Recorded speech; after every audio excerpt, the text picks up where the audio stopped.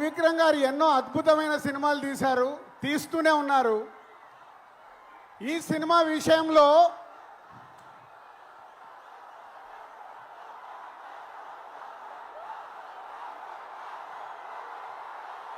మహేష్ బాబు గారు ఈ సినిమాలో కలెక్షన్లతో తాట తీస్తాడు.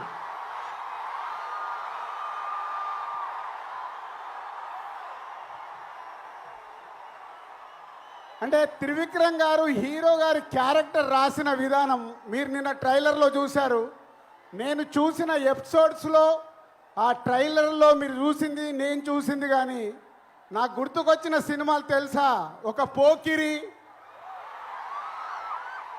పోకిరిలో మామూలు క్యారెక్టరేషన్ ఉండదు. అలాగే ఒక దూకుడు, గుంటూరు కారమే మన Mahesh Babu. Be ready.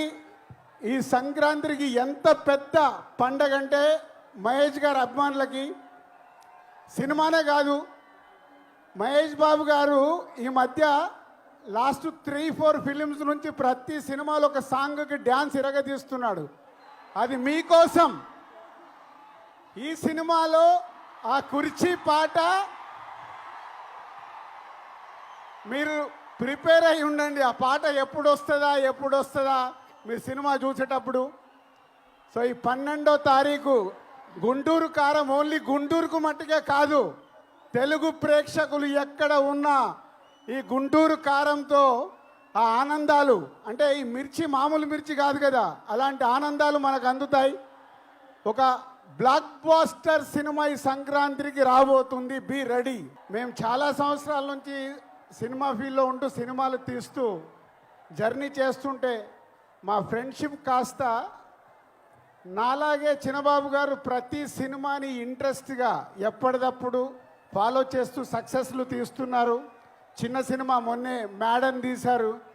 And Vamsi చిన్నబాబు గారికి తోడుగా ఉంటూ సితారా ఎంటర్టైన్మెంట్స్ కానీ చిన్నబాబు గారు బ్యానర్లో వస్తున్న ఈ సినిమాలు సూపర్ హిట్ అవ్వడానికి కారణమైన చిన్నబాబు గారికి, వంశీకి థ్యాంక్ యూ వెరీ మచ్.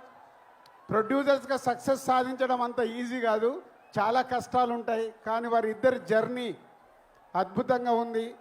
వారికి తోడు మన మాటల మాంత్రికుడు త్రివిక్రమ్ గారు.